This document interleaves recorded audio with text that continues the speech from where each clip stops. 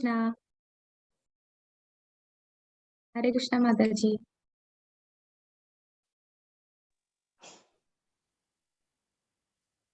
Hare Krishna. Hare Krishna Mataji.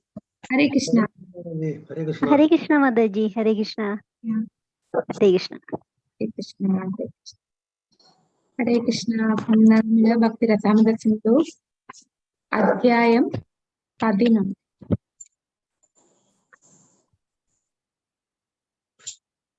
Hare Krishna, Krishna Krishna, Hare Rama. Hare Krishna, Krishna Krishna, Hare Rama, Hare Rama. Hare Krishna. Om Ajnanatimirandasya Jnananjanashalakhya Chakshurunmilitam Yena Shri Guruve Namah. Namah Om Vishnupadaya Krishna Preshtaya Bhutale Srimade Bhakti Vedanta Swaminiti Namine. Namaste Saraswate Deve Gauravani Pracharine Nirvishesha Shunyavadi Pashatya Deshatarine. Jayo Sri Krishna Chaitanya Prabhu Nityananda Sri Advaita Gadadhara Sri Vasadi Gaura Bhakta Vrinda. Hare Krishna, Krishna Krishna, Hare Hare. Hare Rama, Rama Rama, Hare Hare. Hare Krishna. Sri Radha Govinda ki Jai. വൃന്ദാവനത്തിലെ ഗോസ്വാമിമാർക്കുള്ള സമർപ്പണം. നാനാ ശാസ്ത്ര വിചാരണേ ത്രിഗുണോ സദ്ധർമ്മ സംസ്ഥാപകോ ലോകാനാം ഹിതകാരിണോ ത്രിഭുവനേ മാന്യോ ശരണ്യാകരോ രാധാ കൃഷ്ണ പദാരവിന്ദ ഭജന നന്ദേന മത്താലികോ വന്ദേ രൂപ സനാതനോ രഘുയുഗോ ശ്രീജീവ ഗോപാലകോ അന്യാഭിലാഷിതാ ശൂന്യം ജ്ഞാനകർമാദ്യനാവൃതം ആനുകൂല്യേന കൃഷ്ണാനുശീലനം ഭക്തിരുത്തമ. ശുദ്ധമായ ഭക്തി സേവനത്തിന്റെ നിർവചനമാണ് ഇവിടെ രൂപഗോസ്വാമി നമുക്ക് പറഞ്ഞത്. സർവോപാധി വിനിർമുക്തം തത്പരത്വേന നിർമ്മലം ഋഷികേന ഋഷികേശ സേവനം ഭക്തിരുച്യതേ.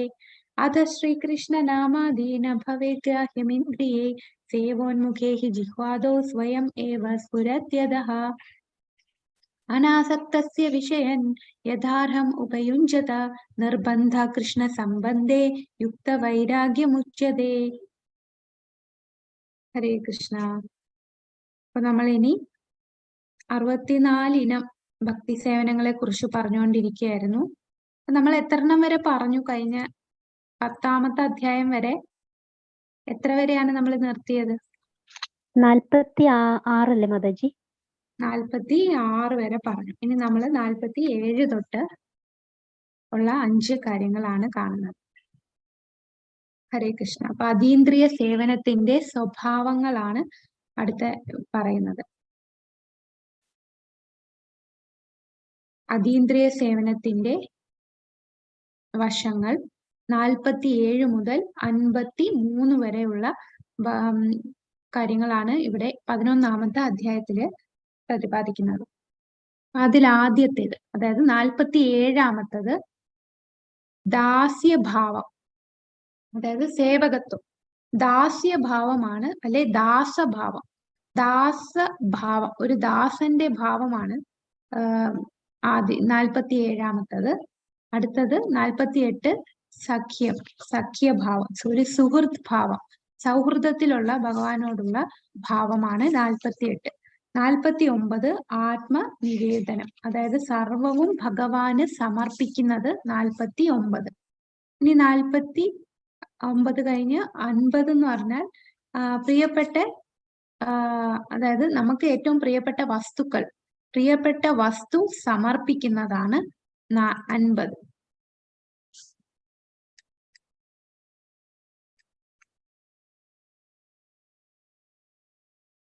ഇതാണ് നമ്മളിവിടെ കാണാൻ പോകുന്നത്. 47, 48, 49, 50. പിന്നെ 51 എന്ന് പറയുന്നത് കൃഷ്ണന് വേണ്ടി എല്ലാ പ്രയത്നവും ചെയ്യൽ. 52 സമർപ്പിതാത്മാവാകൽ. 53 തുളസി തുടങ്ങിയ ചെടികളെയും വൃക്ഷങ്ങളെയും പരിചരിക്കൽ. ഇങ്ങനെ 53 കാര്യങ്ങളാണ് ഇവിടെ പറയുന്നത്. 53 വരെയുള്ള കാര്യങ്ങൾ പറയുന്നു. അപ്പൊ ആദ്യത്തത് സേവകത്വം അല്ലെങ്കിൽ ദാസഭാവം. അപ്പൊ ഒരു ദാസന്റെ ഭാവം എന്താണ്? ഇപ്പൊ കർമ്മികളെ ഉദ്ദേശിച്ച് ദാസ്യം എന്ന് പറഞ്ഞാൽ നമ്മള് കർമ്മഫലം മൊത്തവും ഭഗവാന് സമർപ്പിക്കുന്ന ഭാവം, അതാണ് ദാസഭാവം. എന്നാൽ രൂപ ഗോസ്വാമി വൈഷ്ണവ ആചാര്യന്മാരുടെ അഭിപ്രായത്തിൽ ഏതെങ്കിലും തരത്തിൽ ഭഗവാനെ സദാ സേവനം അനുഷ്ഠിക്കുന്ന ഭഗവത് സേവനം ചെയ്യുന്നതാണ് സദാസമയം ഏതെങ്കിലും രീതിയിൽ. നമുക്കറിയാം 9 തരം ഭക്തിയുത സേവനമുണ്ട്. ശ്രവണം, കീർത്തനം, വിഷ്ണുസ്മരണം, പാദസേവനം, അർച്ചനം, വന്ദനം, ദാസ്യം, സഖ്യം, ആത്മനിവേദനം, അങ്ങനെ 9 തരത്തിൽ ഭക്തിയുത സേവനം ചെയ്യും. അങ്ങനെ ഏതെങ്കിലും തരത്തിൽ സദാ ഭഗവത് സേവനത്തെയാണ് ദാസഭാവം എന്ന്. അതാണ് ശുദ്ധമായ ഭക്തിയുത സേവനം. അന്യാഭിലാഷിത ശൂന്യം ജ്ഞാനകർമാതി അനാവൃതം എന്ന രൂപഗോസ്വാമി പറയുന്ന പോലെ ശുദ്ധമായ ഭഗവത് സേവനം എന്ന് പറയുന്നതാണ്, ഭക്തിയുത സേവനം ചെയ്യുന്നതാണ് ദാസഭാവം. അപ്പൊ ഈ ദാസഭാവം തന്നെ രണ്ടായിട്ട് തിരിച്ചിട്ടുണ്ട്. ദാസഭാവം രണ്ടായി തിരിച്ചു. ഒന്നാമത്തത് കർമ്മ അർപ്പണം. രണ്ടാമത്തേത് കൈങ്കര്യം. കർമ്മ അർപ്പണം, കൈങ്കര്യം. ദാസ്യം, സഖ്യം എന്നൊക്കെ പറയുമ്പോൾ അതിനെയും പല ഡിവിഷൻസ് ഉണ്ട്. ദാസഭാവത്തിന്റെ 2 വിഭാഗങ്ങളാണ് കർമ്മ അർപ്പണം, കൈങ്കര്യം. അപ്പൊ കർമ്മ അർപ്പണം എന്ന് പറഞ്ഞാൽ നമ്മൾ ചെയ്യുന്ന 2 കാര്യങ്ങളാണ്. ഒന്ന്, ഭഗവത്ഗീതയിൽ പറയുന്നുണ്ട് യത് കരോഷി യത് അജ്ഞാസി യത് ജുഹോസി എന്ന് പറയുന്ന ആ ശ്ലോകം. അതായത് നമ്മൾ എന്തൊക്കെ ചെയ്യുന്നോ അതെല്ലാം ഭഗവാന് സമർപ്പിച്ച് ചെയ്യുക. അപ്പോൾ നമ്മൾ വർണ്ണാശ്രമ ധർമ്മം അനുസരിച്ച് നമ്മൾ ചെയ്യുന്ന പ്രവർത്തികളെല്ലാം ഭഗവാന് സമർപ്പിക്കുക. അല്ലെ, യജ്ഞാർത്ഥാത് കർമ്മണോന്യത്ര ലോകോയം കർമ്മബന്ധന. അപ്പൊ കർമ്മബന്ധനത്തിലാകും നമ്മൾ. അതുകൊണ്ട് കർമ്മബന്ധനം ഇല്ലാതിരിക്കാൻ നമ്മൾ എന്തെല്ലാം ചെയ്യുന്നോ നമ്മൾ യജ്ഞങ്ങൾ ഭഗവാന് സമർപ്പിക്കുന്നതായിട്ട് യജ്ഞങ്ങൾ ചെയ്യുക. പിന്നെ നിഷ്കാമ കർമ്മയോഗത്തെ കുറിച്ച് 3-ാമത്തെ അധ്യായത്തിൽ പറയുന്നുണ്ട്. അപ്പൊ ഇതെല്ലാം എന്താണ്? നമ്മൾ ഭഗവാന് സമർപ്പിക്കുന്നു, നമ്മൾ ചെയ്യുന്നതെല്ലാം സമർപ്പിക്കുന്നു. പക്ഷെ അവിടെ ഒരു പ്രശ്നമുണ്ട്. അത് ഭക്തൻ തന്നെ, ഇങ്ങനെ എല്ലാം സമർപ്പിക്കുന്നവർ ഭക്തൻ തന്നെയാണ്. പക്ഷെ അവര് ശുദ്ധ ഭക്തരുടെ ഗണത്തിൽ വരുന്നില്ല. കർമ്മ അർപ്പണം ചെയ്യുന്ന ഒരു രീതി എന്ന് പറഞ്ഞാൽ അവർ എല്ലാ ഫലവും, നിഷ്കാമ കർമ്മം എന്ന് പറഞ്ഞാൽ എന്താണ്? നിഷ്കാമ കർമ്മയോഗ എന്ന് പറയുമ്പോൾ നമ്മൾ കർമ്മത്തിന്റെ ഫലത്തെ കാക്ഷിക്കുന്നില്ല. നമ്മൾ കർമ്മം ചെയ്യും, ആ കർമ്മഫലത്തെ ഭഗവാന് സമർപ്പിക്കും. പക്ഷെ അവിടെ നമ്മൾ കർമ്മത്തിൽ ആസക്തരായിരിക്കും. ആ കർമ്മം ചെയ്യാൻ എനിക്ക് ഇഷ്ടമാണ്, ആ ഫലം എനിക്ക് വേണ്ട, ആ ഫലം ഭഗവാന് സമർപ്പിക്കുന്നു. അപ്പൊ ആ കർമ്മത്തിൽ നമുക്ക് ചെറുതായിട്ടൊരു ആസക്തി ഉള്ളതിനാൽ അതിനെ ശുദ്ധ ഭക്തി എന്ന് പറയില്ല. ശുദ്ധ ഭക്തരല്ല. വർണ്ണാശ്രമ ധർമ്മം അനുസരിച്ച് ഭഗവാൻ തന്നെയാണ് വർണ്ണാശ്രമം നമുക്ക് തന്നത്. എന്തിനാണ്? ഒരു മൃഗതുല്യമായ ജീവിതം നയിക്കാതെ നമ്മൾ പയ്യെ വർണ്ണാശ്രമ ധർമ്മം പാലിച്ച് ക്രമേണ ഭക്തിയിൽ വരാനായിട്ടാണ്, ക്രമേണ ഭഗവാനെ പ്രാപിക്കാനായിട്ടാണ് വർണ്ണാശ്രമ ധർമ്മം ഭഗവാൻ സ്ഥാപിച്ചത് തന്നെ. എന്നാൽ അതിലുമൊക്കെ ഉയർന്നതാണ് ശുദ്ധഭക്തി എന്ന് പറയുന്നത്. ഏറ്റവും ഉയർന്നതാണ് ശുദ്ധഭക്തി. അപ്പൊ നമ്മളെ കർമ്മം എല്ലാം ഭഗവാന് സമർപ്പിച്ച് ചെയ്യുമ്പോൾ ഭക്തന്മാർ തന്നെ, പക്ഷെ അവർ ശുദ്ധ ഭക്തരല്ല. കാരണം അവർക്ക് കർമ്മത്തിൽ ആസക്തിയുണ്ട്. അപ്പൊ വർണ്ണാശ്രമ ധർമ്മം ഫലമെല്ലാം ഭഗവാന് സമർപ്പിക്കുന്നു. അപ്പൊ ഈ കർമ്മം ഭക്തിക്ക് മുമ്പുള്ളതാണ്. അവര് ശുദ്ധ ഭക്തിയുത സേവനമല്ല ചെയ്യുക, ഭക്തരല്ല. അവർ സാധന ചെയ്തുകൊണ്ടിരിക്കുകയാണ്. അവർ പയ്യെ അതിലോട്ട് ഉയർന്നുകൊണ്ടിരിക്കുന്നതാണ്. എന്നാൽ ശുദ്ധ ഭക്തിയുത ഭക്തനായിട്ടില്ല. അപ്പൊ ഇത് ഇവിടെ പറയുന്നുണ്ട് 2-ാമത്തെ പാരഗ്രാഫില്, നമ്മളെ ഭക്തിരസാമൃത സിന്ധു പുസ്തകത്തില് 123-ാമത്തെ പേജാണ്, അധ്യായം 11. അപ്പൊ അതിൽ പറയുന്നുണ്ട്, വർണ്ണാശ്രമ ധർമ്മങ്ങളുമായി ബന്ധപ്പെട്ട് ജീവിതം നയിക്കുന്നവരെല്ലാം ഭക്തന്മാരായി കണക്കാക്കപ്പെടുന്നു എന്ന് സ്കന്ദപുരാണം പറയുന്നു. എന്നാൽ ഭഗവാന് പ്രത്യക്ഷമായി തന്നെ സേവനം അനുഷ്ഠിക്കുന്ന ഭക്തന്മാരെ ശുദ്ധ ഭക്തർ എന്നാണ് വിളിക്കുന്നത്. വർണ്ണാശ്രമ ധർമ്മം അനുസരിച്ചുള്ള കർമ്മങ്ങൾ അനുഷ്ഠിക്കുന്നവർ ശുദ്ധ ഭക്തരല്ല. അവർ ശുദ്ധഭക്തരല്ല. എന്നാലും കർമ്മഫലങ്ങൾ ഭഗവാന് സമർപ്പിക്കുന്നത് കൊണ്ട് അവരെ ഭക്തരായി കണക്കാക്കുന്നു. അത്തരം അഭിലാഷങ്ങൾ ഒന്നുമില്ലാതെ ഭഗവത് പ്രേമം ഒന്നുകൊണ്ട് മാത്രം നൈസർഗികമായി പ്രവർത്തിക്കുമ്പോൾ അവരെ ഭക്തരായി ഗണിക്കും. ഭൗതിക ലോകവുമായി സമ്പർക്കം പുലർത്തുന്ന ബദ്ധാത്മാക്കൾ എല്ലാം തന്നെ ഭൗതിക ലോകത്തെ അടക്കി ഭരിക്കാൻ ഇച്ഛിക്കുന്നവരാണ്. അപ്പൊ ഈ ബദ്ധാത്മാക്കളുടെ എല്ലാ ആഗ്രഹം എന്താണ്? എല്ലാവർക്കും എനിക്ക് അടക്കി ഭരിക്കണം എന്നുള്ള ചിന്തയാണ് എല്ലാ ബദ്ധാത്മാക്കൾക്കും. അപ്പൊ വർണ്ണാശ്രമ ധർമ്മം ഭഗവാൻ കൊണ്ടുവന്നത് എന്തുകൊണ്ടാണ്? ആ ഒരു ബോധത്തിൽ നിന്ന് ചെറുതായിട്ടെങ്കിലും അവരെ കർമ്മങ്ങളെല്ലാം ആസ്വദിക്കുകയും ചെയ്യാം, കൂടാതെ അവർ അത് ഭഗവാന് സമർപ്പിക്കുകയും കൂടെ ചെയ്യുന്നു. അപ്പൊ അവർക്ക് രണ്ടും കിട്ടുന്നുണ്ട്. അവരുടെ സ്വന്തമായിട്ടുള്ള ഇന്ദ്രിയ സംതൃപ്തിയും കിട്ടുന്നുണ്ട്, കൂടാതെ പതുക്കെ പതുക്കെ ആത്മീയ ബോധത്തിലേക്ക് ഉയരുകയും കൂടെ ചെയ്യുന്നുണ്ട്. അതാണ് വർണ്ണാശ്രമ ധർമ്മത്തിന്റെ പ്രത്യേകത. അപ്പൊ അവർ സ്വന്തമായിട്ട് കുറച്ച് ഇന്ദ്രിയ ആസ്വാദനം ചെയ്യുന്നത് കൊണ്ട് അവരെ ഒരിക്കലും ശുദ്ധ ഭക്തരുടെ ഗണത്തിൽ വരുന്നില്ല. എന്നാൽ ഭക്തരി തന്നെയാണ്. അപ്പൊ ശുദ്ധഭക്തി എന്ന് പറഞ്ഞാൽ അതിന്റെ നിർവചനം തന്നെ രൂപഗോസ്വാമി നമുക്ക് എന്താ പറഞ്ഞു തന്നേക്കുന്നത്? അന്യാഭിലാഷിതാശൂന്യം, മറ്റു ഒരു ആഗ്രഹവും ഇല്ലാതെ, നമ്മളുടെ ഇന്ദ്രിയ സംതൃപ്തി എന്ന ഒരു കണിക പോലും ആ ചിന്തയില്ലാതെ ഭഗവാനെ പ്രീതിപ്പെടുത്തുക. ആനുകൂല്യേന കൃഷ്ണാനു, ആ ഭഗവാൻ അനുകൂലമായിട്ട് ഭഗവാൻ എന്താണോ ഇഷ്ടം അതാണ് ചെയ്യുന്നത് എന്ന ഭാവത്തിൽ ചെയ്യുന്നതാണ് ശുദ്ധ ഭക്തി. അപ്പൊ ഇവിടെ കർമാർപ്പണത്തിൽ തന്നെ നമ്മൾ പറഞ്ഞു ദാസഭാവത്തിൽ രണ്ടെണ്ണം ഉണ്ട്: കർമ്മ അർപ്പണം, കൈങ്കര്യം. ഈ കർമ്മ അർപ്പണത്തിൽ തന്നെ രണ്ട് കാര്യങ്ങൾ പറയുന്നുണ്ട്. അതിൽ ആദ്യത്തേതാണ് നമ്മളിപ്പോ പറഞ്ഞത്. എന്താണ്? എല്ലാ ഫലങ്ങളും ഭഗവാന് സമർപ്പിക്കുന്നു, എന്നാൽ നമ്മൾ നമ്മുടെ ഭൗതികമായിട്ടുള്ള വർണ്ണാശ്രമ ധർമ്മ പ്രകാരമുള്ള കർമ്മങ്ങൾ അനുഷ്ഠിക്കുകയും ചെയ്യുന്നു. അപ്പൊ അങ്ങനെ ചെയ്യുമ്പോൾ കുറച്ച് നമുക്ക് ഇന്ദ്രിയ സംതൃപ്തിയും ഉണ്ട്, കൂടാതെ ഫലമെല്ലാം ഭഗവാന് സമർപ്പിക്കുകയും ചെയ്യുന്നു. ഇവരേത് കാറ്റഗറിയിൽ വരും? ശുദ്ധഭക്തര് അല്ല, ശുദ്ധഭക്തരെന്ന് പറയാൻ സാധിക്കില്ല.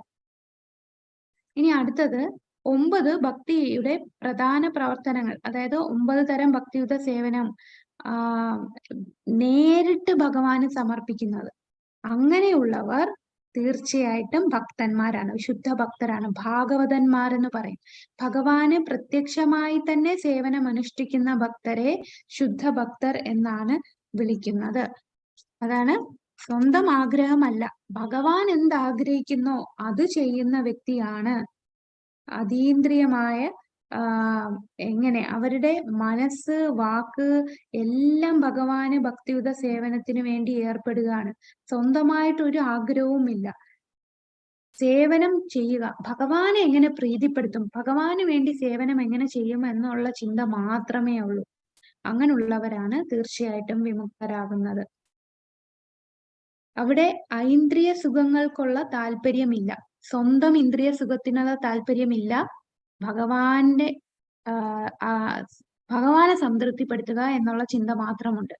അപ്പൊ കർമ്മ അർപ്പണത്തിലുള്ള രണ്ട് വിഭാഗത്തിൽ ഈ വർണ്ണാശ്രമ ധർമ്മം പ്രകാരം ഫലം ഭഗവാൻ അർപ്പിച്ച് ചെയ്യുന്നവർ, അതാണ് ഒരു കാറ്റഗറി. പിന്നെ ഭഗവാന് നേരിട്ട് ഭക്തിയുത സേവനം, 9 തരം ഭക്തിയുത സേവനം ചെയ്യുന്നു. അവർക്ക് എന്താണ്? സ്വന്തം ആഗ്രഹം ഒന്നുമില്ല, ഭഗവാന് സന്തോഷിപ്പിക്കുക, ഭഗവാൻ എന്താഗ്രഹിക്കുന്നോ അതുപോലെ ചെയ്യാൻ മാത്രം ആഗ്രഹിക്കുന്നതാണ്. അപ്പൊ ഇവര് ഏത് കാറ്റഗറിയിൽ വരും? ഇവര് ശുദ്ധഭക്തരാണോ? അതെ, ഇവര് ശുദ്ധഭക്തരാണ്. ഈ PDS എന്ന് പറഞ്ഞാൽ പ്യുവർ ഡിവോഷണൽ സർവീസ് എന്നാണ് ഉദ്ദേശിക്കുന്നത്. അതായത് ശുദ്ധ ഭക്തിയുത സേവനം, ശുദ്ധ ഭക്തിയുത സേവനം. അപ്പൊ ഇത് ശുദ്ധ ഭക്തിയുത സേവനം തന്നെയാണ്. ഇനി അടുത്തത് കൈങ്കര്യം. കൈങ്കര്യം എന്ന് പറഞ്ഞാൽ തുടർച്ചയായിട്ട് ഭക്തിയുത സേവനം ചെയ്തുകൊണ്ടേയിരിക്കുകയാണ്.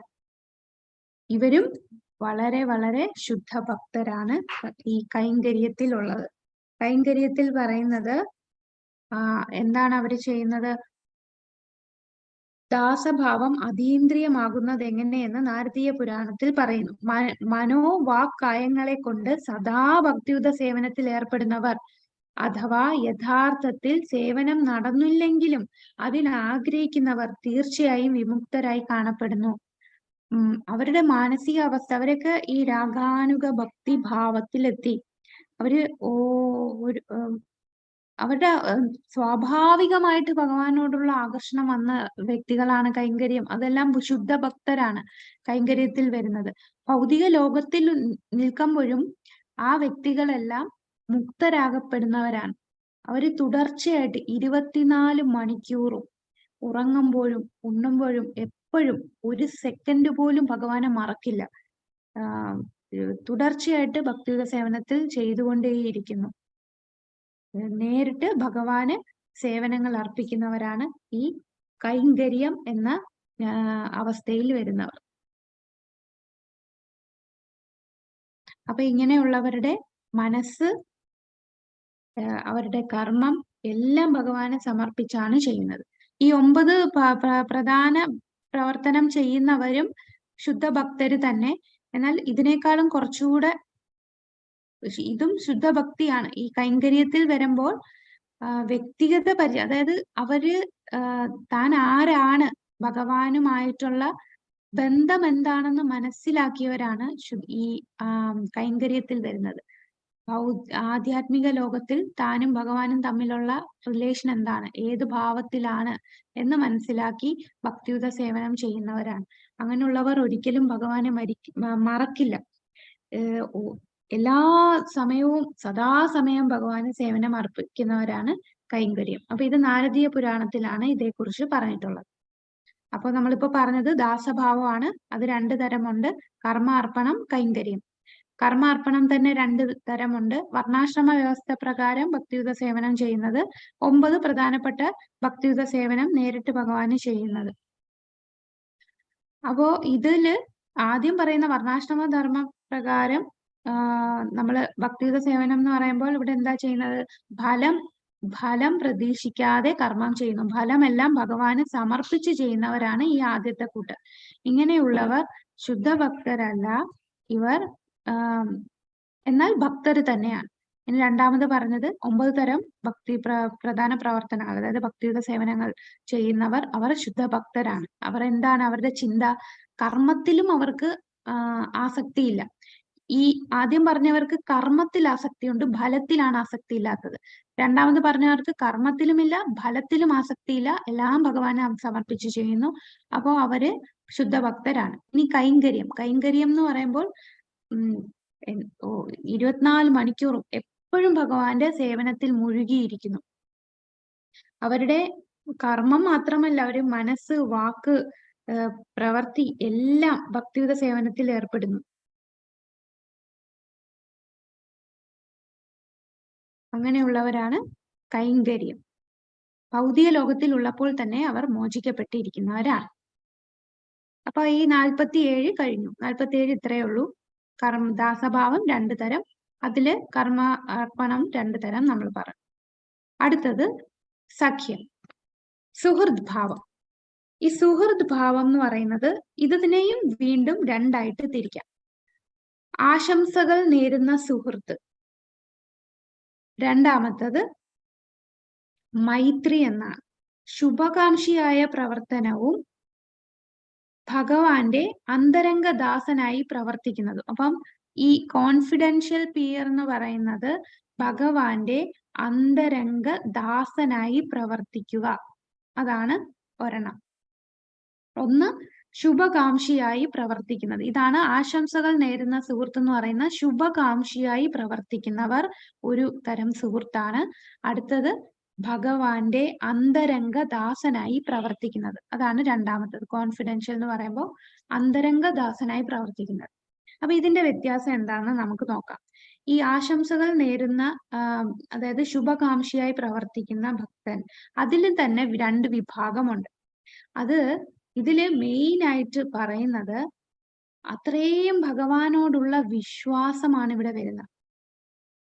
ഭഗവാന്റെ ഭക്തിയുത സേവനത്തിൽ വിശ്വാസമുള്ള ഭക്തന്മാരാണ്. അവശ്യ രക്ഷിബേ കൃഷ്ണ, തീർച്ചയായിട്ടും ഭഗവാൻ എന്നെ ഏത് ഘട്ടത്തിലും രക്ഷിക്കും എന്ന ദൃഢമായ വിശ്വാസം. അപ്പൊ അങ്ങനെയുള്ളവർ ഭഗവാന്റെ ശുഭകാംക്ഷികൾ, അതായത് ആശംസകൾ നേരുന്ന സുഹൃത്ത്. നല്ല വിശ്വാസമാണ് അവർക്ക് ഭഗവാനില്. അതിന് ഉദാഹരണമാണ്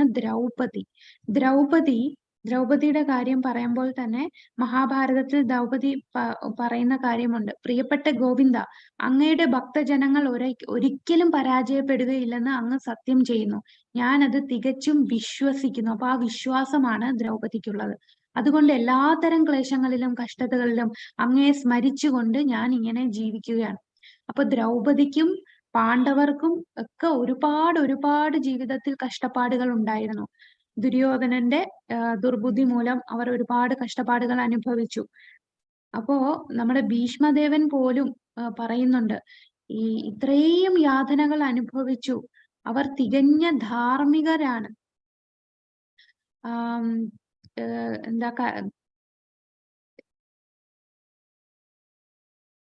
ഇവരുടെ ജീവിതം തന്നെ ഒരുപാട് ദുരിതങ്ങൾ നിറഞ്ഞതാണ്. പാഞ്ചാലി ലക്ഷ്മി ദേവിക്ക് തുല്യനാണ്. ഈ സമയത്ത് ഈ ദുരിതങ്ങളൊക്കെ അനുഭവിക്കുമ്പോഴും കൃഷ്ണൻ അവരുടെ സുഹൃത്താണ്. കൃഷ്ണൻ സുഹൃത്തായിട്ട് പോലും ഇത്രയും കഷ്ടതകളും ക്ലേശങ്ങളും അവർ സഹിക്കേണ്ടി വന്നു. അപ്പൊ അത് കാണുമ്പോ ഭീഷ്മർക്ക് അത്ഭുതമായിരുന്നു. ഈ ക്ലേശങ്ങൾ ഉണ്ടായിട്ടും ദ്രൗപദി ഒരു ഒരു ഭയവുമില്ലാതെ ഭഗവാനിൽ എന്നിട്ടും ദൃഢവിശ്വാസത്തോടു കൂടിയാണ് നിന്നത്. കൃഷ്ണൻ തങ്ങളുടെ സുഹൃത്തായതുകൊണ്ട് തീർച്ചയായിട്ടും ഭഗവാൻ തന്നെ രക്ഷിക്കും എന്ന് ഉള്ള ഉറപ്പാണ് ആർക്കുണ്ടായിരുന്നത്? ദ്രൗപദിക്ക്. അല്ലെ? ദ്രൗപദിയുടെ ഒരു ജീവിതം കണ്ടാൽ തന്നെ നമുക്കറിയാം, ഒരുപാട് ദുരിതങ്ങൾ അനുഭവിച്ചു പാണ്ഡവരും ദുര്യോധനൻ കാരണം. അവസാനം വിജയം അവർക്കായിരുന്നുവെങ്കിലും അതിന് മുമ്പ് ഒരുപാട് കഷ്ടതകൾ ഉണ്ടായിരുന്നു. ഭഗവാൻ സുഹൃത്തായിട്ട് പോലും ഇത്രയും കഷ്ടതകൾ ഉണ്ടായല്ലോ എന്ന് ഭീഷ്മർ അത്ഭുതത്തിൽ പറയുന്നു. അപ്പൊ ഇത്രയും കഷ്ടതകൾ ഉണ്ടായാലും തന്റെ കൂടെ കൃഷ്ണൻ ഉണ്ട്. അപ്പൊ എന്തൊക്കെ കഷ്ടത ഉണ്ടായാലും നിരന്തരം താൻ ഭഗവാനെ സ്മരിച്ചുകൊണ്ട് ജീവിക്കുന്നു. അപ്പൊ അതാണ് ദ്രൗപദിയുടെ ആ വിശ്വാസം ഭഗവാനിലുള്ളത്. അപ്പൊ അവിടെ ദ്രൗപദി ഭഗവാനില് ഒരു അഭ്യുദയകാംക്ഷിയാണ്. ഒരിക്കലും ദ്രൗപദി ഭഗവാനെ തള്ളി പറയുന്നില്ല. ഇനി വേറൊരു ഭാവത്തിൽ പറയുന്നു, ശ്രീമദ് ഭാഗവതത്തില് നിമി മഹാരാജാവിനോട് ഋഷഭദേവന്റെ പുത്രൻ ഹരി പറയുന്നു, രാജൻ, ഭഗവാന്റെ പാതാരവിന്ദങ്ങളുടെ സേവനത്തിൽ നിന്ന് ഇതല്ലാതെ മറ്റൊന്നും പൂജനീയമായിട്ടില്ലല്ലോ. അഭിലഷിക്കത്തക്കതായിട്ടോ ഇല്ലെന്ന ഉറച്ച വിശ്വാസത്തോടെ ഒരു നിമിഷം പോലും വ്യതിചലിക്കാത്തവനാണ് ഇന്ദ്രനെ പോലെയുള്ള ദേവന്മാർ ആഗ്രഹിക്കുന്ന അവസ്ഥ ഉത്തമ ഭക്തൻ. അപ്പൊ ഒരു നിമിഷം പോലും ഭഗവാനിൽ വിശ്വാസമില്ലാതെ ഉറച്ച വിശ്വാസത്തോടു കൂടിയാണ് ഭഗവാനെ കാണുന്നത്. അപ്പൊ ഈ ഉറച്ച വിശ്വാസം നമുക്ക് തന്നെ ചിന്തിക്കാം, നമുക്ക് എത്രമാത്രം ഭഗവാനിൽ വിശ്വാസമുണ്ട് എന്ന്. പ്രഹ്ലാദന്റെ കാര്യം എടുക്കുകയാണെന്നുണ്ടെങ്കിൽ എന്തൊക്കെ പ്രശ്നങ്ങൾ നേരിട്ടപ്പോഴും ഭഗവാന്റെ നാമത്തിലും ഭഗവാനിലും അത്ര വിശ്വാസമായിരുന്നു. അപ്പൊ ആ സ്റ്റേജിൽ അതൊക്കെ ഉയർന്ന സ്റ്റേജാണ്. നമുക്കൊന്നും അത് ആ ലെവലൊന്നും ആയിട്ടില്ല. ഒരു മലയുടെ മുകളിൽ നിന്ന് തള്ളിയിട്ടപ്പോഴും അത്ര വിശ്വാസത്തോടു കൂടി ഒരു കൊച്ചുകുട്ടിയാണ്, 5 വയസ്സുള്ള കുട്ടിയാണ്, ഒരു പേടിയോ കരച്ചിയോ ഒന്നും ചെയ്യാതെ നാരായണന്റെ നാമം ജപിച്ചുകൊണ്ടിരുന്നു. താഴെ വീഴാറായി, താഴെ വീണ് തറയിൽ തട്ടാറായപ്പോഴാണ്, അപ്പൊ ആ വിശ്വാസം കണ്ട് ഭഗവാൻ വന്ന് രക്ഷിക്കുകയാണ്. നമ്മൾ മോളിൽ നിന്നും എല്ലാം താഴെ വീഴുമ്പോ ഭഗവാൻ എന്നെ രക്ഷിക്കും, ഞാൻ കുഴപ്പമില്ല എന്ന് പറഞ്ഞാൽ നമുക്ക് ആ സമയത്ത് നമുക്ക് ഇങ്ങനെ ഒരു സാഹചര്യം വന്നാൽ നമുക്കൊരിക്കലും ആ ഒരു വിശ്വാസം ഉണ്ടാകില്ല. അപ്പൊ അതാണ്, ഇതൊക്കെ ഉയർന്ന തലത്തിലുള്ള വിശ്വാസമാണ്. തീർച്ചയായിട്ടും ഭഗവാൻ എന്നെ സംരക്ഷിക്കും എന്ന ഉറച്ച വിശ്വാസമുള്ളതാണ്. അപ്പൊ ഇവിടെ എല്ലാം ഭഗവാനോടുള്ള ഒരു ശുഭകാംക്ഷിയായി പ്രവർത്തിക്കുന്നതാണ്. ഇതില് ശുഭകാംക്ഷിയായിട്ട് ആശംസ നേരുന്ന സുഹൃത്തെന്ന രണ്ടാമത്തെ വിഭാഗത്തിൽ വരുന്നത് ഭഗവാന് വേണ്ടി പ്രചരണം ചെയ്യുന്ന വ്യക്തികൾ. ഭഗവാൻ തന്നെ ഭഗവത്ഗീതയിൽ പറയുന്നു, എന്നെക്കുറിച്ച് മറ്റുള്ളവർക്ക് പറഞ്ഞു കൊടുക്കുന്നവരാണ് എനിക്ക് ഏറ്റവും പ്രിയപ്പെട്ടവർ എന്ന് ഭഗവാൻ പറയുന്നുണ്ട്. അപ്പൊ ആ തലത്തിൽ വരുന്നതാണ് രണ്ടാമത്തെ വിഭാഗത്തിൽ വരുന്നത്. അപ്പോ ഈ ആശംസകൾ നേരുന്ന സുഹൃത്ത് അല്ലെങ്കിൽ ശുഭകാംക്ഷയായി പ്രവർത്തിക്കുന്നവർ തന്നെ രണ്ട് പറയുന്നുണ്ട്. ഒന്ന് വിശ്വാസം, ഭഗവാനോടുള്ള അത്രയും വിശ്വാസം, അതിന് ഉദാഹരണം ദ്രൗപദി. പിന്നെ ഭഗവാനെ കുറിച്ച് മറ്റുള്ളവർക്ക് പ്രചരണം ചെയ്യുന്നവർ, അവരും ഭഗവാന്റെ അഭ്യുദയ കാംക്ഷികരാണ്. പ്രാസംഗകർ, കൃഷ്ണന്റെ അഭ്യുദയ ഭഗവാനെ കുറിച്ച് പ്രചാരണം ചെയ്യുന്നവർ. അപ്പോ അതും ഭഗവാന്റെ അഭ്യുദയ കാംക്ഷികളാണ്. ഇനി രണ്ടാമത്തെ സുഹൃത്ത് സഖ്യഭാവത്തിൽ വരുന്നതാണ് എന്താണ്? ഭഗവാന്റെ അന്തരംഗദാസനായി പ്രവർത്തിക്കുന്നത്. ഭഗവാന്റെ അന്തരംഗദാസരായി പ്രവർത്തിക്കുന്നതെന്ന് പറഞ്ഞാൽ വളരെ അടുപ്പമുള്ളവരാണ്. അതിന് ഉദാഹരണം പറയുമ്പോൾ നമുക്ക് അറിയാം, ഗോപന്മാരെല്ലാം ഭഗവാനുമായിട്ട് കൂടെ ചേർന്ന് നിന്ന് ആനന്ദിക്കുകയാണ്. അതൊക്കെ കുറച്ചുകൂടെ അഡ്വാൻസ്ഡ് ആയിട്ടുള്ളതാണ്.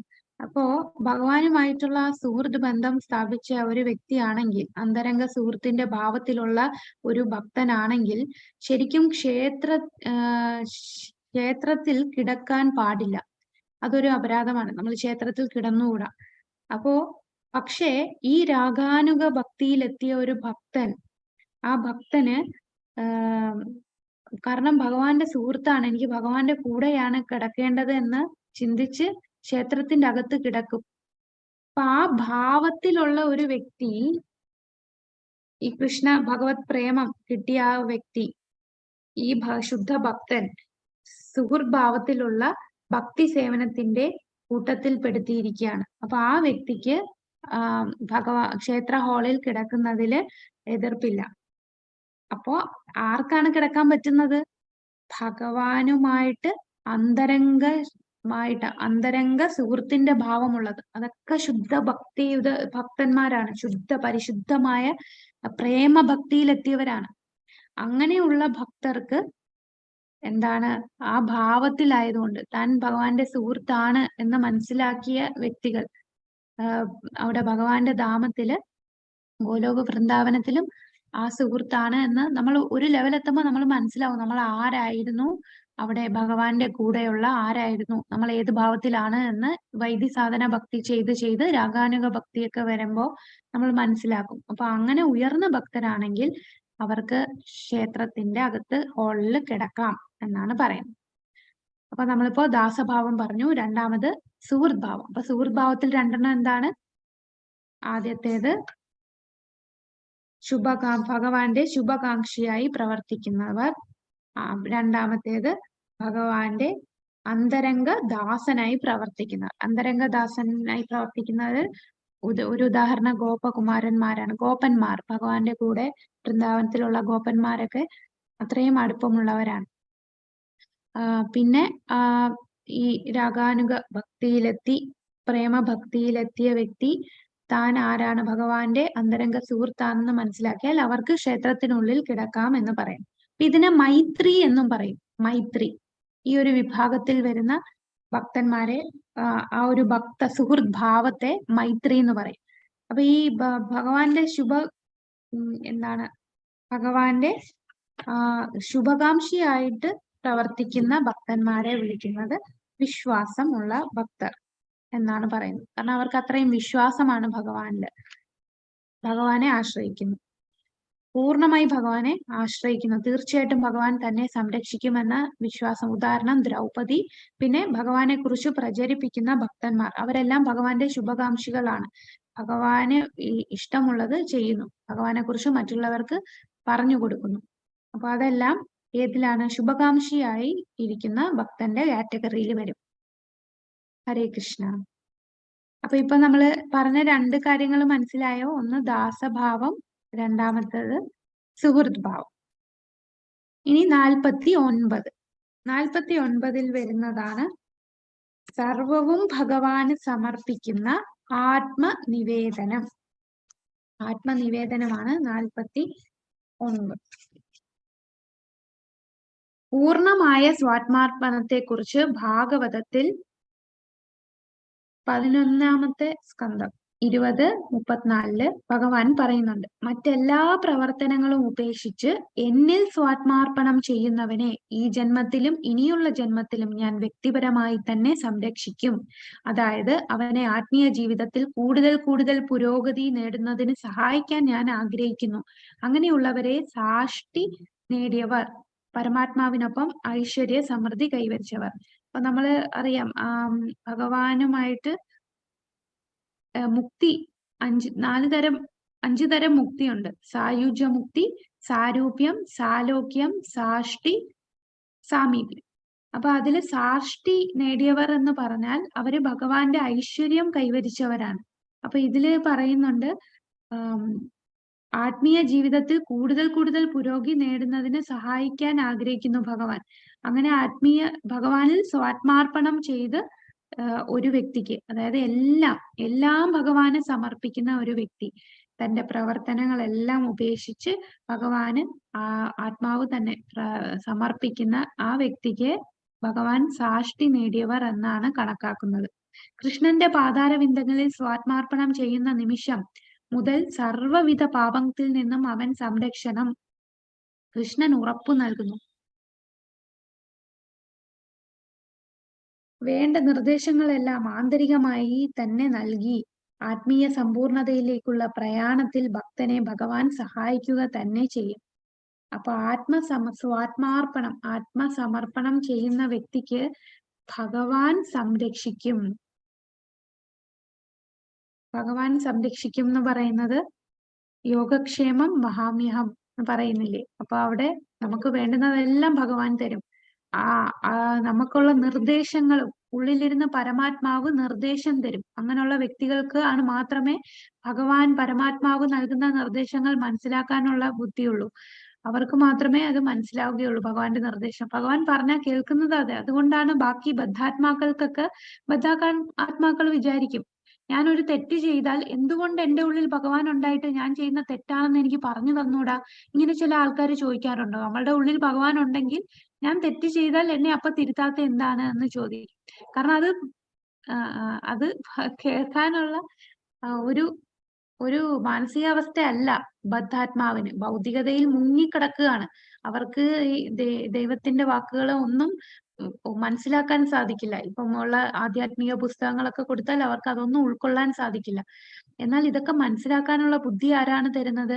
ദദാമി ബുദ്ധിയോഗം തം. ഇത് മനസ്സിലാക്കാൻ ഞാൻ നിനക്ക് തേഷാം സതതയുക്താനാം ഭജതാം പ്രീതിപൂർവകം. അപ്പം നമ്മൾ എത്രമാത്രം ആത്മാർത്ഥമാണ് ഭക്തിയിൽ, നമ്മൾ എത്ര സേവനം, എത്ര നമ്മളുടെ ഉള്ളിലുള്ള ഇന്റൻഷൻ, നമ്മളുടെ സിൻസിയറിറ്റി, ഇതെല്ലാം ഭഗവാൻ അറിയാം.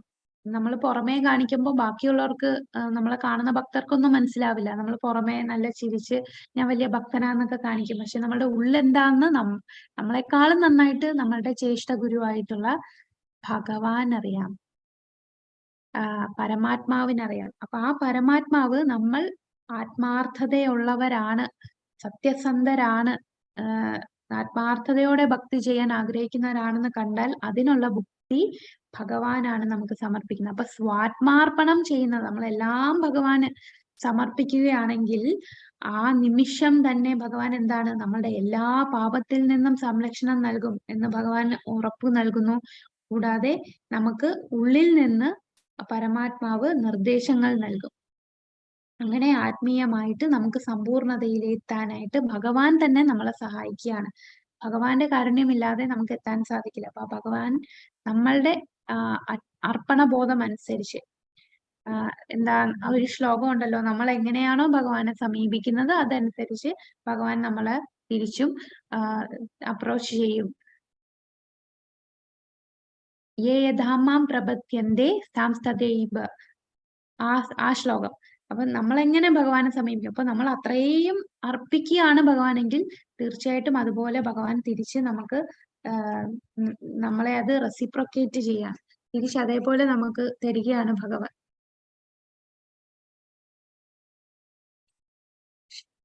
അപ്പൊ ആത്മനിവേദനം, ഈ ആത്മനിവേദനത്തില് വീണ്ടും രണ്ടായിട്ട് നമുക്ക് തരം തിരിക്കാം. അതാണ് ആത്മനിവേദൻ കൂടെ ശരണാപതി. ആത്മനിവേദൻ എന്ന് പറഞ്ഞാൽ നമ്മളുടെ മനസ്സ്, ശരീരം, ആത്മാവ്. നമ്മളുടെ മനസ്സും ശരീരം എന്ന് പറഞ്ഞാൽ നമ്മളുടെ ശരീരം തന്നെ രണ്ട്, സ്ഥൂല ശരീരവും സൂക്ഷ്മ ശരീരവും. സ്ഥൂല ശരീരമാണ് നമ്മളുടെ നമുക്ക് തൊടാൻ പറ്റുന്ന ശരീരം. അതിൽ സൂക്ഷ്മ ശരീരമാണ് മനസ്സ്. അപ്പൊ നമ്മളുടെ മനസ്സ്, നമ്മളുടെ ശരീരം, ആത്മാവ് എല്ലാം ഭഗവാൻ സമർപ്പിക്കുന്നവരാണ് ആത്മനിവേദനത്തിൽ വരുന്നവർ. ശരണാപതിയും ആത്മനിവേദനവും തമ്മിൽ ചെറിയൊരു വ്യത്യാസമുണ്ട്, അത് നമുക്ക് പറയാം. അപ്പൊ ആത്മനിവേദനവും ശരണാപതി രണ്ടുപേരും എല്ലാം ഭഗവാന് സമർപ്പിക്കുന്നുണ്ട്. ഇതില് ചില ഈ ഹരിഭക്തി വിലാസത്തിൽ പറയുന്നതാണ്. ഹരിഭക്തി വിലാസത്തിൽ പറയുന്നു, ഭഗവാനെ വിൽക്കപ്പെട്ട മൃഗത്തിന് അതിന്റെ പാലനത്തെയോ ജീവനത്തെയോ കുറിച്ച് ചിന്തിക്കേണ്ട ആവശ്യമില്ലല്ലോ. അപ്പൊ നമ്മൾ ഒരു മൃഗത്തെ വിറ്റ് കഴിഞ്ഞാൽ, ഒരു മൃഗം, ആ മൃഗത്തിനെ ഒരാൾ വാങ്ങിച്ചു.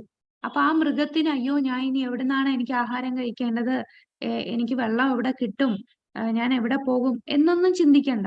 കാരണം ആ വ്യക്തി ആരാണോ ആ മൃഗത്തിനെ വാങ്ങിച്ചത്, ആ വ്യക്തി ആ മൃഗത്തിനെ പരിപാലിച്ചോളും, ആ മൃഗത്തിന് വേണ്ടുന്ന ആഹാരം എല്ലാം കൊടുത്തോളും. അപ്പൊ ആ മൃഗം അതിന്റെ ജീവനത്തെ കുറിച്ച് ചിന്തിക്കേണ്ട ആവശ്യമില്ല. അതുപോലെ തന്നെ ഞാൻ എന്റെ ശരീരം അങ്ങേയ്ക്കായി ഉപേക്ഷിച്ചു കഴിഞ്ഞു. ഞാൻ ശരീരം ഭഗവാന് സമർപ്പിച്ചു കഴിഞ്ഞു. അപ്പൊ എനിക്ക് ഇനി അതിനെ പാലിക്കേണ്ട ഉത്തരവാദിത്തം എനിക്കില്ല. അതിന്റെ പോഷണത്തെ കുറിച്ചോ എന്റെ ഈ ശരീരം എങ്ങനെ ഇരിക്കുമെന്നോ അതിനെ പാലിക്കേണ്ടതിനോ അതിനെക്കുറിച്ച് ഞാൻ വേവലാതിപ്പെടേണ്ടതില്ല. അതായത് വ്യക്തിപരമോ കുടുംബ സംബന്ധമോ ആയ പാലന ജീവിതത്തെ ചൊല്ലി വിഷമിക്കേണ്ട എന്നർത്ഥം. ശരീരവും ആത്മാവും സമർപ്പിക്കപ്പെട്ടവന്റെ ഒരേ ഒരു താല്പര്യം ഭഗവാന്റെ സേവനം എന്നൊന്ന് മാത്രം. എപ്പോഴും ഭഗവാനെ സേവിക്കുക എന്ന ചിന്ത മാത്രമേ ഉള്ളൂ. അല്ലാതെ എന്റെ ശരീരം പരിപാലിക്കുന്ന എന്റെ കുടുംബ ജീവിതത്തിനെ കുറിച്ചോ വ്യക്തിപരമായിട്ടുള്ള ആവശ്യങ്ങളെ കുറിച്ചോ ഞാൻ ചിന്തിക്കേണ്ട ആവശ്യമില്ല. കാരണം ഞാൻ അത് വിറ്റ് കഴിഞ്ഞു. എന്റെ ഈ ശരീരം ഞാൻ ഭഗവാന് വിറ്റ് കഴിഞ്ഞു. അപ്പൊ ആ ഭഗവാനാണ് നമ്മളെ ഈ ശരീരത്തെ നോക്കുന്നത്. ഇതാണ് ഹരിഭക്തി വിലാസത്തിൽ പറയുന്നത്. അപ്പൊ ഞാൻ എന്തിനാണ് എന്റെ ശരീരപാലനത്തെ കുറിച്ച് ഓർത്ത് വേവലാതിപ്പെടുന്നത്? അതാണ് ആത്മസമർപ്പണം. ഭഗവാന് കംപ്ലീറ്റ് ആയിട്ട് എല്ലാം ഭഗവാന് സമർപ്പിച്ചു. ഇനി പറയുന്നുണ്ട്, യമുനാചാര്യരുടെ ഒരു പ്രാർത്ഥന പറയുന്നു. കൃഷ്ണന്റെ ദാസന് അനുകൂലമായി എല്ലാത്തരം സ്വയം ആശയങ്ങളും സത്വങ്ങളും ഉപേക്ഷിക്കുക. യമുനാചാര്യൻ പ്രാർത്ഥന പറയുന്ന, ഭഗവാനെ, ഞാൻ ചിലപ്പോൾ മനുഷ്യ ശരീരത്തിലോ അല്ലെങ്കിൽ ദേവന്മാരുടെ ശരീരത്തിലോ ആയിരിക്കാം ജീവിക്കുന്നത്. ഏത് തരം ജീവിതമായാലും എനിക്ക് വിരോധമില്ല. കാരണം ഈ ശരീരങ്ങളെല്ലാം ഭൗതിക പ്രകൃതിയുടെ ത്രിഗുണങ്ങളുടെ ഉൽപ്പന്നങ്ങളാണ്. ഈ ശരീരങ്ങളുടെ ഉടമയായ ഞാൻ എന്നെ പൂർണ്ണമായും അങ്ങേക്ക് സമർപ്പിക്കുന്നു. അപ്പൊ ആത്മാസമർപ്പണം യമുനാചാര്യർ ചെയ്ത പ്രാർത്ഥനയാണ്. ഞാൻ ഏത് ശരീരവും ആകട്ടെ, ദേവന്മാരുടെ ആയിരിക്കാം, ചിലപ്പോൾ മനുഷ്യരുടെ ആയിരിക്കാം, ഏതായാലും എനിക്കൊരു വിരോധമില്ല. കാരണം ഇത് ഈ ശരീരം എന്ന് പറഞ്ഞാൽ അത് ഏതെങ്കിലും ഒരു ഗുണത്തിൽപ്പെട്ട് ഇരിക്കും. ഈ ശരീരത്തിന്റെ ഉടമയായ ഞാൻ ഫുള്ളായിട്ട് അങ്ങേക്ക് സമർപ്പിക്കുകയാണ് യമുനാചാര്യർ പറയുന്നു. ഇനി ശരണാപതി. ശരണാപതി എന്ന് പറയുമ്പോ ഇപ്പൊ ആത്മനിവേദനത്തിന് ഏറ്റവും നല്ല ഉദാഹരണം ഏതാണ്? ആത്മനിവേദനം നമ്മൾ ഭക്തിയുത സേവനത്തിൽ അവസാനം ആത്മനിവേദനം പറയുമല്ലോ. അതിൽ ആരാണ് ഉദാഹരണം പറയുക? ഹരേ കൃഷ്ണ. എല്ലാരോടും ഉണ്ടോ അതോ ഉറങ്ങിയോ? ബലി മഹാരാജ്. ഹരേ കൃഷ്ണ. ബലി മഹാരാജ് അല്ലേ? അപ്പോ ആത്മനിവേദൻ നമ്മൾ എപ്പോഴും പറയുന്ന ബലി മഹാരാജാണ്. അദ്ദേഹം എല്ലാം ഭഗവാന് സമർപ്പിച്ചു. പക്ഷെ ഈ പറയുന്ന പോലെ ഭഗവാനെ ഡിപ്പെൻഡ് ചെയ്യുന്നില്ല. അതായത് ഭഗവാനെ ഡിപ്പെൻഡ് ചെയ്യുന്ന പറഞ്ഞാൽ എന്നെ എല്ലാം ഭഗവാൻ നോക്കിക്കോളും എന്നൊന്നും ചിന്തിക്കുന്നില്ല. അദ്ദേഹം എല്ലാം ഭഗവാന് സമർപ്പിക്കുന്നു എന്നേ ഉള്ളൂ. എന്നാൽ എല്ലാം ഭഗവാൻ, അതായത് ഇനി നാളെ ഞാൻ എന്ത് ചെയ്യും, നാളത്തെ വകയ്ക്ക് വേണ്ടി, അതൊന്നും ഭഗവാനെ ഡിപ്പെൻഡ് ചെയ്തല്ല ബലി മഹാരാജാവ് ജീവിക്കുന്നത്. ബലി മഹാരാജ് എല്ലാം ഭഗവാന് സമർപ്പിച്ച് എല്ലാം ചെയ്യും, എല്ലാം ഭഗവാന് സമർപ്പിച്ച് സമർപ്പണം ചെയ്ത് ജീവിക്കുന്നു. എന്നാൽ മറ്റൊരു ഉദാഹരണം പറയുകയാണെങ്കിൽ ശരണാപതി എന്ന് പറഞ്ഞാൽ, ഇപ്പോ നമ്മളൊരു ഉദാഹരണം പറഞ്ഞില്ലേ, എന്റെ ശരീരത്തെ നോക്കേണ്ട ആവശ്യം എനിക്കില്ല എന്ന് പറയുന്നവർ. അതായത് എനിക്ക് ഇന്നത്തെ വക എങ്ങനെ കിട്ടും, നാളെ എനിക്ക് വക എവിടുന്ന് കിട്ടും, അയ്യോ നാളെ എന്താകും എന്ന ചിന്തയില്ല. കാരണം അതെല്ലാം അത് ഭഗവാന്റെ ഉത്തരവാദിത്വമാണ്. ഭഗവാൻ എന്നെ നോക്കിക്കോളും. ഭഗവാനെ പൂർണ്ണമായിട്ട് ഡിപ്പെൻഡ് ചെയ്യുന്നവർ. അതിനുദാഹരണമാണ് ഗോപിമാർ. അപ്പൊ ഗോപിമാർ എന്താണ്? കംപ്ലീറ്റ് ഭഗവാന് സമർപ്പിച്ചു, കൂടാതെ ഭഗവാനെ തന്നെ ആശ്രയിക്കുന്നവരാണ്. ഭഗവാനെ ആശ്രയിച്ച് ജീവിക്കുന്നവരാണ്. എല്ലാം ഭഗവാന് സമർപ്പിക്കുന്നു. അപ്പൊ അതാണ് ആ ഒരു ചെറിയ വ്യത്യാസം. ബലി മഹാരാജന്റെ ആത്മനിവേദനം എന്ന് പറഞ്ഞാൽ ഭഗവാനെ ആശ്രയിക്കുന്നില്ല ഒന്നിനും. ഇന്നത്തെ വകയ്ക്ക് ഞാൻ എന്ത് ചെയ്യും, നാളെ എന്ത് ചെയ്യും, അങ്ങനെ ആശ്രയിക്കുന്നില്ല. പക്ഷെ എല്ലാം ഭഗവാന് സമർപ്പിക്കുകയാണ്. എന്നാൽ ഭഗവാന് സമർപ്പിച്ച് ഭഗവാനിൽ മാത്രം ആശ്രയിച്ച് ഭഗവാൻ എന്താണോ വേണ്ടത് അത് മാത്രം ചിന്തിക്കുന്ന വ്യക്തികളാണ്. അതാണ് ഗോപിമാരുടെ ആ മാധുര്യ ഭാവത്തിലുള്ള ഗോപിമാർ. അതാണ് ഏറ്റവും ഉചിതമായ ഉദാഹരണം. കൂടാതെ നമ്മുടെ പ്രഭുപാദർ 40 രൂപയുമായിട്ടാണ് അമേരിക്കയിൽ പോയത്. അപ്പൊ പ്രഭുപാദർ ഒരിക്കലും ചിന്തിച്ചില്ല ഈ 40 രൂപയും കൊണ്ട് നമ്മളാണെങ്കിൽ നമുക്ക് പോകാൻ സാധിക്കുമോ? 40 രൂപയായിട്ട് അമേരിക്കയിൽ പോവുക എന്ന് പറഞ്ഞാൽ നമുക്ക് സാധിക്കില്ല. നമ്മളെല്ലാം കളക്ട് ചെയ്ത് പണമൊക്കെ ആയി എക്സ്ചേഞ്ചിലൊക്കെ പോയി പൈസയൊക്കെ മാറ്റിയിട്ട് സേഫ് ആയിട്ടേ പോവും. പക്ഷെ പ്രഭുപാദർ പൂർണ്ണമായിട്ട് ഭഗവാനെയാണ് ആശ്രയിച്ച് പൂർണ്ണമായി ഭഗവാനെ സമർപ്പിച്ച് ജീവിച്ചതാണ്. അതാണ് ശരണാപതി എന്ന് പറയുന്നത്. നാളെ എന്താകും അത് ഭഗവാൻ നോക്കിക്കോളും, ഭഗവാൻ അറിയാം. ഓരോ ഇതിൽ പോകുമ്പോഴും ഭഗവാൻ അത്രയും പൂർണ്ണ സമർപ്പണം ചെയ്തതുകൊണ്ട് ഭഗവാൻ അതേപോലെ പ്രഭുപാദർക്ക് റെസിപ്രൊക്കേറ്റ് ചെയ്യാണ്. എങ്ങനെയാണോ ഭഗവാനെ സമീപിച്ചത് അതുപോലെ ഭഗവാൻ തിരിച്ചും കൊടുത്തു. അപ്പൊ ഇന്ന് നമ്മുടെ ഇപ്പൊ ഇടയ്ക്ക് ചോദിക്കും, നിങ്ങൾക്ക് ഇത്രയും ഒരു അവിടെ അമേരിക്കയില് ഇന്റർവ്യൂ ചെയ്യാൻ വന്ന ഒരു ജേർണലിസ്റ്റ് ചോദിച്ചതാണ്, നിങ്ങൾക്ക് എങ്ങനെയാണ് ഇത്രയും ലക്ഷൂറിയസ് ആയിട്ടുള്ള ക്ഷേത്രങ്ങളൊക്കെ നിങ്ങൾക്ക് കിട്ടിയത് എങ്ങനെയാണ്? അത് എവിടെ നിന്നാണ് നിങ്ങൾക്ക് ഇത്രയും പണമൊക്കെ കിട്ടിയത്? അപ്പൊ പ്രഭുപാദർ പറഞ്ഞു, കൃഷ്ണ. വീണ്ടും ചോദിച്ചു, നിങ്ങൾക്ക് എവിടെ നിന്നാണ് ഇത്രയും പണം? അത് കൃഷ്ണൻ തന്നെ, അത് കൃഷ്ണൻ മാത്രം, വേറെ ഒരു ഉത്തരം ഇല്ല. എല്ലാം കൃഷ്ണൻ തരും. ഭഗവാനെ പൂർണ്ണമായി ആശ്രയിച്ച് ജീവിക്കുന്നു.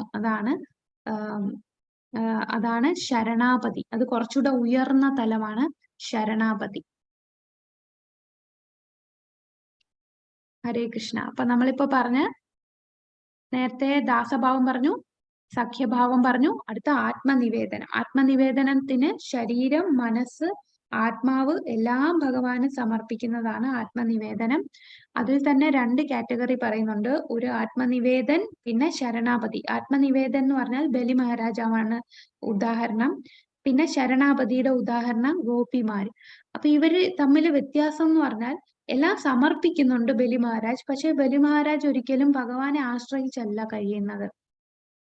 എന്നാൽ ഗോപിമാര് അത് കുറച്ചുകൂടി ഉയർന്ന ഭക്തരാണ്, ടോപ്പ് ലെവൽ ഭക്തരാണ്.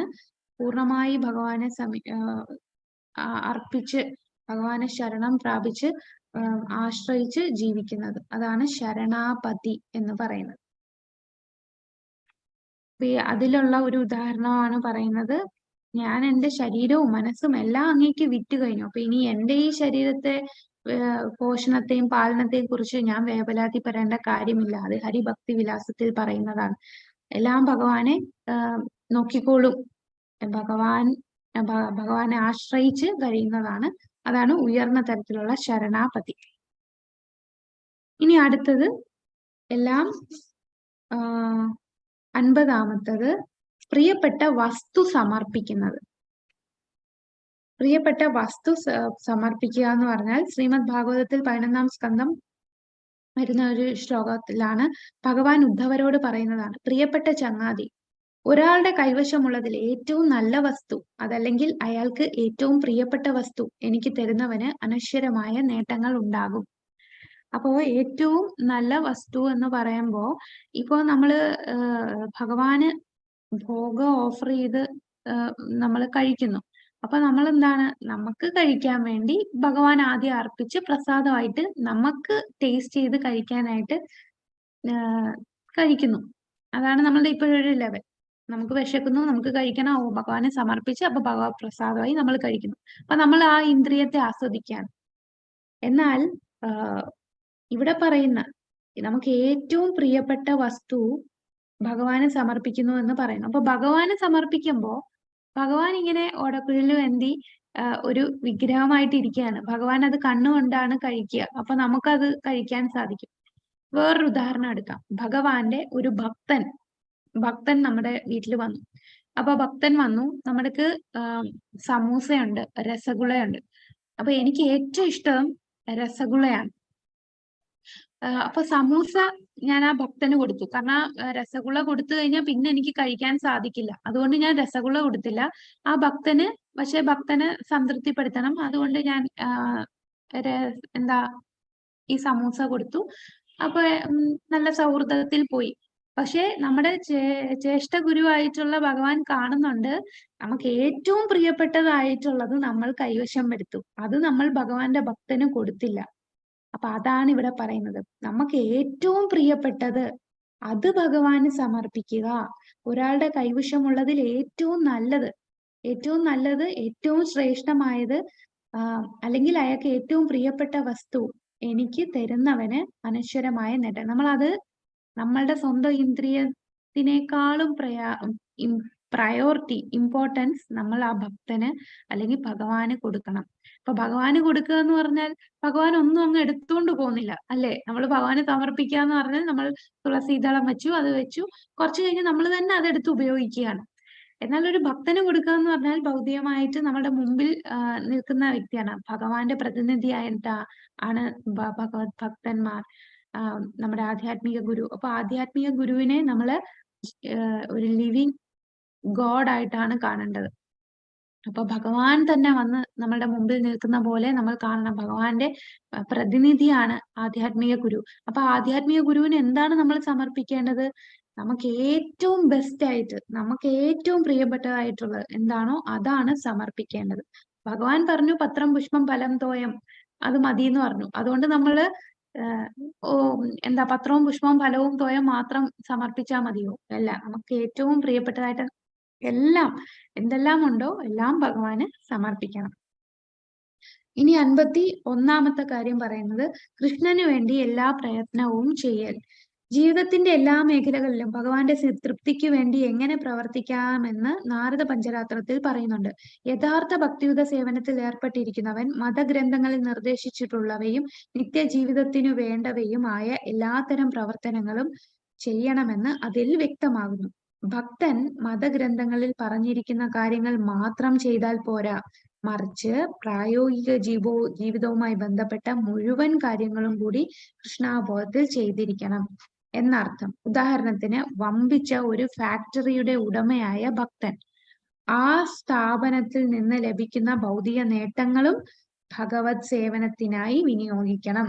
അപ്പൊ കൃഷ്ണന് വേണ്ടി എല്ലാ പ്രയത്നങ്ങളും ചെയ്യല്. എല്ലാ പ്രയത്നങ്ങളും ചെയ്യാന്ന് പറഞ്ഞാൽ നമ്മളെ ഗ്രന്ഥങ്ങളിൽ കുറെ കാര്യങ്ങൾ പറയുന്നുണ്ട്, മതഗ്രന്ഥങ്ങളിൽ നമ്മൾ ചെയ്യേണ്ട പ്രവർത്തികൾ പറയുന്നുണ്ട്. അത് മാത്രമല്ല ചെയ്യേണ്ടത്, നമ്മൾ പ്രാക്ടിക്കലായിട്ട് ഭൗതികമായിട്ട് എന്തൊക്കെ കാര്യങ്ങളുണ്ടോ അതും ഭഗവാന് സമർപ്പിക്കണം. അതിന് ഉദാഹരണമാണ് പ്രഭുപാദർ ഇവിടെ പറഞ്ഞ ഒരു ഫാക്ടറിയുടെ ഉടമയാണ് നമ്മളെന്നുണ്ടെങ്കിൽ അതിൽ കിട്ടുന്ന നേട്ടം അതും ഭഗവാന്റെ സേവനത്തിന് വേണ്ടി ഉപയോഗിക്കണം. ഇനി 52 സമർപ്പിതാത്മാവാകൽ. സമർപ്പിതാത്മാവാകൽ അത് ഹരിഭക്തി വിലാസത്തിൽ പറയുന്നു. താൻ അങ്ങയുടേതു മാത്രമാണെന്ന ദൃഢമായ വിശ്വാസത്തോടെ അങ്ങിൽ സമർപ്പിതനായ ഒരാളുടെ മനോ വാക് ശരീരം പൂർണ്ണമായും ആ രീതിയിൽ പ്രവർത്തിക്കുന്നുവെങ്കിൽ അയാൾക്ക് അതീന്ദ്രിയ പരമാനന്ദം ആസ്വദിക്കും. ഇത് നമ്മൾ നേരത്തെ 49ാമത് ആത്മനിവേദനത്തിൽ പറഞ്ഞതുമായിട്ട് സാമ്യമുണ്ട്. 49 എന്ന് ത്യജിക്കൽ എന്ന അർത്ഥത്തിലാണ്. ഇത് 52 ഒരു മേലധികാരിയുടെ അഭയവും എന്നാണ് അർത്ഥത്തിലാണ്. അപ്പൊ ഇതില് ആത്മനിവേദനം ശരണാപതിയും പറയുന്നുണ്ട്. അപ്പൊ ആ ശരണാപതിയുടെ അർത്ഥത്തിലാണ് ഇവിടെ 52ാമത്തെ ഈ കാര്യം പറയുന്നത്. കൃഷ്ണന് സമർപ്പിതാത്മാവാകൽ എന്ന് പറയുന്നു. ഹരിഭക്തി വിലാസത്തിലാണ് ഇത് പറഞ്ഞിരിക്കുന്നത്. പിന്നെ നരസിംഹ പുരാണത്തിൽ പറയുന്നുണ്ട്, ഭഗവാൻ നരസിംഹദേവൻ പറയുന്നു, എന്നെ പ്രാർത്ഥിക്കുകയും എന്നെ അഭയം പ്രാപിക്കുകയും ചെയ്യുന്നവൻ എന്റെ ആശ്രിതനാണ്, അവനെ എല്ലാ വിപത്തുകളിൽ നിന്നും സദാ സംരക്ഷിക്കും. അപ്പൊ ഇത് രണ്ടും ഏതാണ്ട് തുല്യമാണ്. ചെറിയൊരു വ്യത്യാസം എന്ന് പറഞ്ഞാൽ മറ്റേതെല്ലാം ത്യജിക്കുന്നു, എല്ലാം ത്യജിച്ച് കൊടുക്കുന്നു. പക്ഷെ ഇവിടെ ആ അഭയം, ഭഗവാനെ അഭയം പ്രാപിക്കുകയും കൂടെ ചെയ്യുന്നുണ്ട്. 52ാമത്തെ ഈ സമർപ്പിതാത്മാവാകൽ എന്ന് പറഞ്ഞാൽ ഭഗവാനിൽ അഭയം തേടുകയും കൂടെ ചെയ്യുന്നുണ്ട്. ഇതിന് ഉദാഹരണം ഹരിഭക്തി വിലാസവും നരസിംഹ പുരാണം. ഇനി 53 തുളസി സേവനമാണ്. തുളസി തുടങ്ങിയ ചെടികളെയും വൃക്ഷങ്ങളെയും പരിചരിക്കൽ. അപ്പൊ തുളസി ദേവി, നമ്മൾ എല്ലാ ദിവസവും തുളസി ആരതി ചെയ്യുന്നുണ്ട്. അപ്പൊ തുളസി ആരതി ചെയ്യുമ്പോൾ നമ്മൾ 4 വട്ടം തുളസിക്ക് പരിക്രമം ചെയ്യും. അപ്പൊ എന്താ പറയുന്നത്? യാനി കാനി ചാപ്പാനി ബ്രഹ്മാഹത്യതി കാനിച്ച താനി താനി പ്രണശന്തി പ്രദക്ഷിണ പദേ പദേ. അപ്പൊ ഓരോ പദങ്ങൾ വെക്കുമ്പോഴും നമ്മൾ ബ്രഹ്മഹത്യ പാപം പോലും നശിപ്പിക്കുമെന്നാണ്. എത്ര വിശ്വാസത്തോടു കൂടിയാണ് നമ്മൾ അത് ചെയ്യുന്നത്? തീർച്ചയായിട്ടും അത് ശാസ്ത്രങ്ങളിൽ പറഞ്ഞതാണ്. തുളസി ദേവിയെ അതിൽ പറയുന്നുണ്ട്, പാപസഞ്ചയങ്ങളെ മുഴുവൻ ഒറ്റ നിമിഷം കൊണ്ട് നശിപ്പിക്കാൻ കഴിയുന്ന തുളസി ചെടിയെ ഞാൻ സാദരം പ്രണമിക്കുന്നു. സ്കന്ദപുരാണത്തിൽ പറയുന്നതാണ്. തുളസി ചെടിയെ കുറിച്ച് പ്രകീർത്തിക്കുന്ന കാര്യങ്ങളാണ് ഈ പറയുന്നത്. ഈ ചെടിയുടെ സ്പർശനം മാത്രം മതി എല്ലാ കഷ്ടപ്പാടുകളിൽ നിന്നും രോഗങ്ങളിൽ നിന്നും മോചനം നേടാൻ. തുളസി ചെടിയെ പ്രണമിക്കുകയും അതിന് വെള്ളമൊഴിക്കുകയും ചെയ്യുന്നവർക്ക് യമരാജന്റെ കോടതിയിൽ പോകേണ്ടി വരില്ല. തുളസി ചെടി നടുന്നവൻ തീർച്ചയായും കൃഷ്ണഭക്തനായി തീരും. തുളസി ദളം കൊണ്ട് ഭഗവാന്റെ പാതാരവിന്ദങ്ങളെ അർപ്പിച്ചിരിക്കുന്നവന് ഭഗവാന്റെ പ്രേമം സമ്പൂർണമാകും. ഭാരതത്തിൽ വൈഷ്ണവ വേദരർ പോലും തുളസി ചെടിയുടെ സംരക്ഷണത്തിൽ പ്രത്യേകം ശ്രദ്ധിക്കുന്നു. വൻ നഗരങ്ങളിൽ താമസിക്കുന്നവർക്ക് പോലും ഇതിൽ സവിശേഷ താല്പര്യമുണ്ട്. അവർ അതിന് വെള്ളമൊഴിക്കുകയും അതിനെ പൂജിക്കുകയും ആരാധിക്കുകയും ചെയ്യുന്നു. കാരണം ഭക്തി സേവനത്തിൽ തുളസി പൂജയ്ക്ക് വളരെ പ്രാധാന്യമുണ്ട്. എല്ലാവിധത്തിലും തുളസി മംഗളദായകമാണ്. അതിന്റെ ദർശനം, സ്പർശനം, ശ്രവണം, സ്മരണം, അതിനോട് ആദരപൂർവമുള്ള പ്രാർത്ഥന, അതിനെ പ്രണമിക്കൽ, തുളസി ചെടി നട്ടുപിടിപ്പിക്കൽ, ഇതെല്ലാം ശുഭകർമ്മങ്ങളാണ്. ഈ പറഞ്ഞതിൽ ഏതെങ്കിലും ചെയ്യുന്നവന് എക്കാലവും വൈകുണ്ഠ ലോകത്തിൽ കഴിയാൻ സാധിക്കും. ഇതും സ്കന്ദപുരാണത്തിൽ പറയുന്നതാണ്. ഏറ്റവും മംഗളകാരകമാണ് തുളസി സേവ. തുളസി സഭ എല്ലാ ദിവസവും മുടങ്ങാതെ നമ്മൾ ചെയ്യേണ്ടതാണ്. പിന്നെ സ്ത്രീകൾക്ക് ചില ദിവസങ്ങളിൽ ചെയ്യാൻ സാധിക്കില്ല. അപ്പൊ നമുക്ക് മാനസികമായിട്ട് തുളസി സേവനം ചെയ്യാവുന്നതാണ്. അപ്പൊ തുളസി ദേവി അത്രയും ശുദ്ധയാണ്. അപ്പൊ നമുക്ക് പറ്റാത്ത ദിവസങ്ങളിൽ നമ്മൾ തുളസിയുടെ അടുത്ത് പോകണ്ട. എന്നാൽ മാനസികമായിട്ട് തുളസി സേവനം നമുക്ക് ചെയ്യാം. ഇതാണ് 11ാമത്തെ അധ്യായം. അപ്പൊ 11ാം അധ്യായത്തിൽ ദാസഭാവം, പിന്നെ സൗഹൃദഭാവം, അതെ സുഹൃത് ഭാവം, പിന്നെ ആത്മനിവേദൻ ഭഗവാന് സമർപ്പിക്കുന്നത്, അതിനുശേഷം പ്രിയപ്പെട്ട വസ്തു സമർപ്പിക്കുന്നത്, ഭഗവാന് വേണ്ടി അത് പ്രയത്നങ്ങൾ, എല്ലാ പ്രയത്നവും ചെയ്യുന്നത്. അപ്പൊ എല്ലാ പ്രയത്നം എന്ന് പറയുമ്പോൾ നമ്മൾ എന്ത് ചെയ്യുമ്പോഴും, നമ്മൾ ഓരോ കാര്യം ചെയ്യുമ്പോഴും നമ്മൾ അപ്പൊ ഭഗവാനെ സ്മരിച്ച് ചെയ്യുക. എന്ത് കാര്യം ചെയ്യുമ്പോഴും ഇത് ഞാൻ എങ്ങനെ ഭഗവാന്റെ സേവനത്തിന് ഉപയോഗപ്പെടുത്തും എന്നുള്ള ചിന്തയായിരിക്കണം നമുക്ക് എപ്പോഴും വരേണ്ടത്. നമ്മൾ ഭൗതികമായിട്ട് ഒരുപാട് കാര്യങ്ങൾ ചെയ്യുന്നുണ്ട്. അപ്പൊ ഇപ്പൊ ഒരു കമ്പനിയിൽ ജോലി ചെയ്യുമ്പോഴും അപ്പൊ അതിൽ നിന്ന് കിട്ടുന്ന നേട്ടത്തെ നമ്മൾ എന്ത് ചെയ്യണം? അത് ഭഗവാന്റെ സേവനത്തിന് വേണ്ടി ഉപയോഗിക്കണം. പക്ഷെ ഭൗതിക കാര്യങ്ങൾ വരുമ്പോൾ നമ്മൾ മറക്കും. ഈ ക്ലാസ് കേൾക്കുമ്പോൾ അല്ലെ രാവിലെ നമ്മള് നാമം ജപിക്കുന്നു, പിന്നെ നമ്മള് മംഗളാരതി കണ്ടു, നാമം ജപിക്കുന്നു, ശ്രീമദ് ഭാഗവതം ഒക്കെ കേട്ടു, കഴിഞ്ഞു. പിന്നെ നമ്മൾ ഫുൾ ഭൗതികതയിലാണ്. ആ സമയത്ത് നമ്മൾ ഭഗവാനെ ചിന്തിക്കണം. അപ്പൊ ആ ചെയ്യുന്നത് അതാണ്. നമ്മളിപ്പോ ഇപ്പൊ നമ്മള് വൃത്തിയാക്കുവാണെങ്കിലും അപ്പോ നമ്മളുടെ മനസ്സെന്തായിരിക്കും? ഞാൻ വൃന്ദാവനത്തിലാണ്, അല്ലെങ്കിൽ മധുരയിലാണ്, ഞാൻ ഭഗവാന്റെ ധാമിലാണ്, ഞാൻ നിൽക്കുന്നത് ഭഗവാന്റെ വീട്ടിലാണ്, ഞാൻ ഭഗവാന്റെ വീട് വൃത്തിയാക്കിയാണ്. ആ ഭാവം നമുക്ക് പയ്യെ പയ്യെ വളർത്തിയെടുക്കണം. അങ്ങനെ എപ്പോഴും നമ്മൾ ഭഗവാനെ സ്മരിച്ചുകൊണ്ടിരിക്കണം. ആ ലെവലിലേക്ക് എത്താനുള്ള സ്റ്റെപ്സ് എല്ലാം നമ്മുടെ ഗോസ്വാമിമാരെല്ലാം ഈ പുസ്തകങ്ങളിൽ കൂടെ നമുക്ക് പറഞ്ഞു തരുന്നുണ്ട്. പ്രാക്ടിക്കലായിട്ട് എങ്ങനെ ചെയ്യാം എന്നാണ് നമുക്ക് പറഞ്ഞു തരുന്നത്.